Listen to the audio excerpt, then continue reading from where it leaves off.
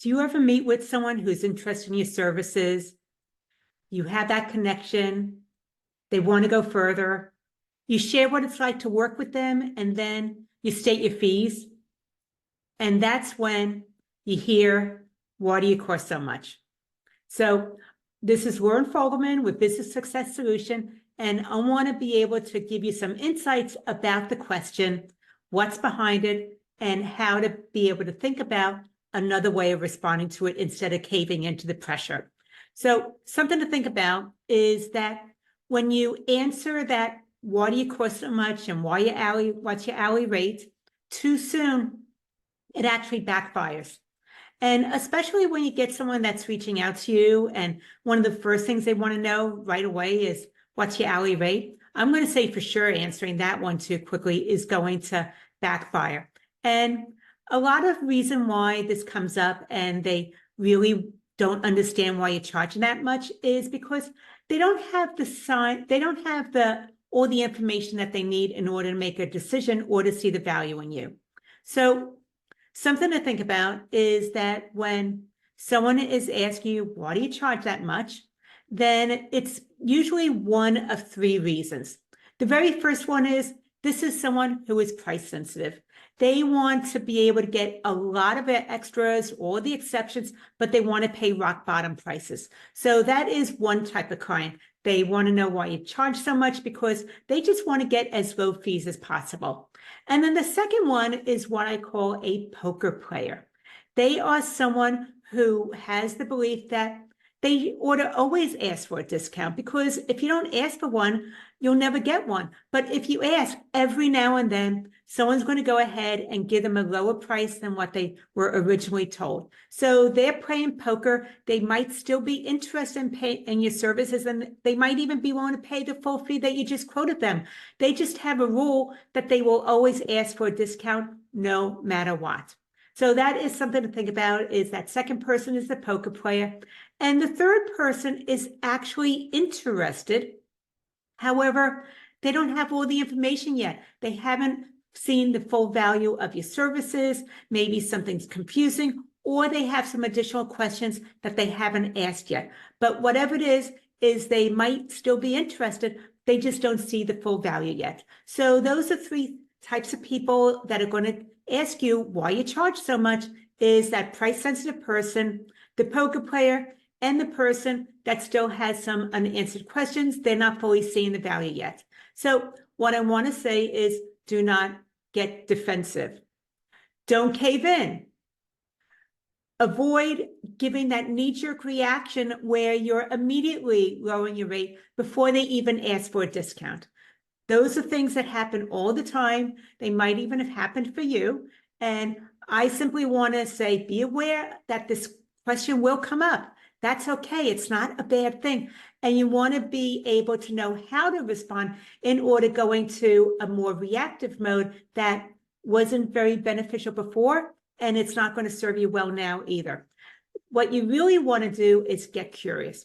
You want to understand if they're actually price shopping, that's your price sensitive client, or if they need more information, which would be the person who is interested but it still has those unanswered questions.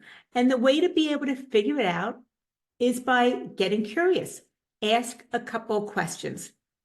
One of the questions you might want to think about is, what's been the cost of not solving this and continuing to have that problem?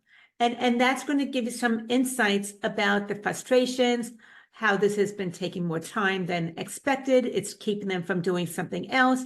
Maybe it's overflowing into their personal life, or they've been leaving money on the table because they don't have the solution. So you want to be able to find out what is the cost of not solving this problem. The other thing is, you want to find out what would be possible if I was able to fix this, and you now had accurate, up-to-date financials. You had a really solid tax advantage. So you want to be able to flip that question and find out what's possible, because this gives you some idea as to their priorities. And they're not the priorities of fixing this.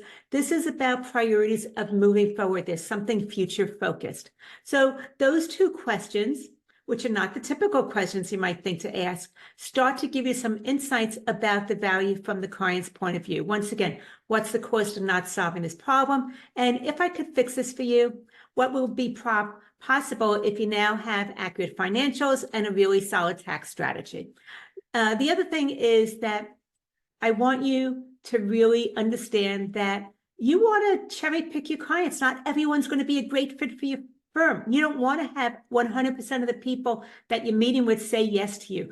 I want you to really start to think about who is a right fit and being selective, because not everybody is a great fit for your firm. So we want to be able to engage people that realize that your firm is an an investment. You offer solutions, you make a difference, you give them financial health, great tax strategies that they weren't getting otherwise. You're proactive. So think about the value that you bring to the table. And then when this comes up, because it will come up, and they want to know why you cost so much, or they want to know right off the bat, what's your hourly rate?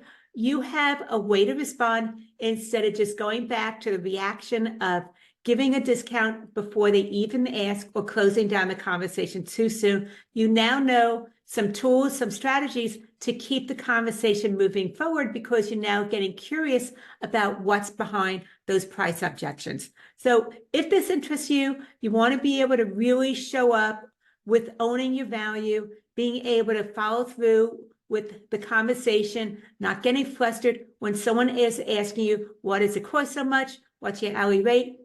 Then join me for a complimentary masterclass where I'm focusing on stop competing on price and confidently answer the what's your hourly rate question. So once again, the webinar is on stop competing on price and confidently answer the what's your hourly rate question. It's on Wednesday, March 13th at 4 p.m. Eastern, 1 o'clock Pacific. You can go ahead and see all the details for that at businesssuccesssolution.com/hourly.